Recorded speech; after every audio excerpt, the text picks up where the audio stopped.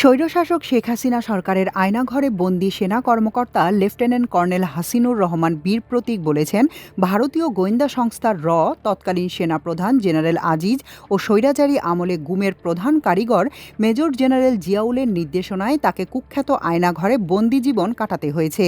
তিনি আমার দেশকে আয়নাঘরের বন্দিত্বের কথা তুলে ধরতে গিয়ে একথা বলেছেন। তিনি বলেন, সার্ভিসে থাকা অবস্থায় আমাকে টানা ৪৫ দিন জিজ্ঞাসাবাদের নামে চরম নির্যাতন করা হয়েছে।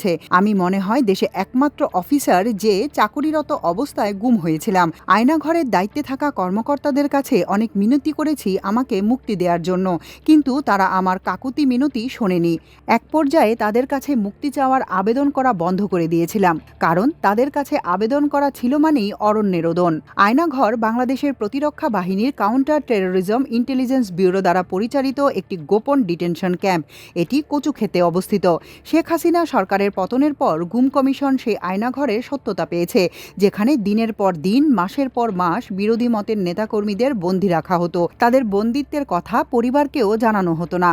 মানবাধিকার সংগঠন অধিকারের মতে ২০০৯ থেকে ২০১৭ সাল পর্যন্ত সরকারের প্রত্যক্ষ বা পরোক্ষ মদদে ৪০২ জন মানুষ নিখোঁজ হয়।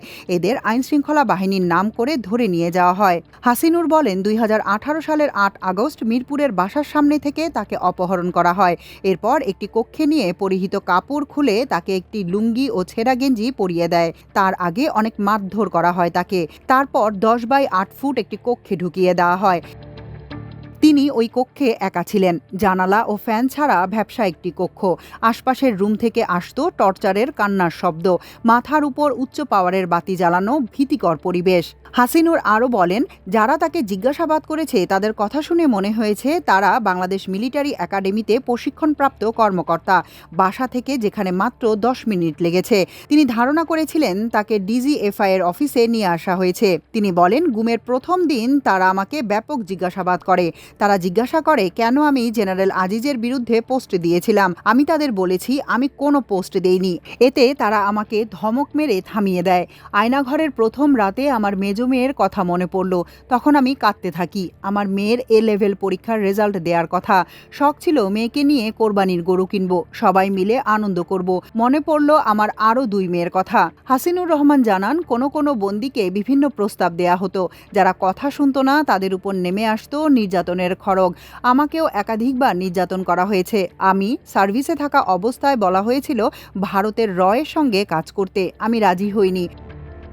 তখনই আমাকে গুম করা হয়। পরে শেখ হাসিনার বিরুদ্ধে ফেসবুকে লেখালেখির জন্য আয়নাঘরে রাখা হয়। আমি ১ বছর ৬ মাস ১৪ দিন আয়নাঘরে ছিলাম। এ সময় আমার পরিবার কেমন আছেন, মারা গেছে না জীবিত আছে, আমার বৃদ্ধ মা কেমন আছেন, কিছুই জানতাম না।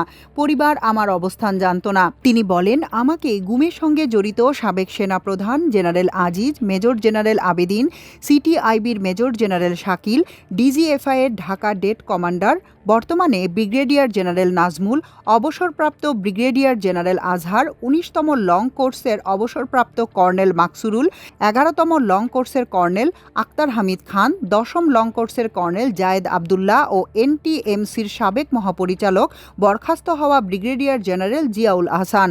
সরকারের কাছে আমি তাদের বিচার দাবি করি।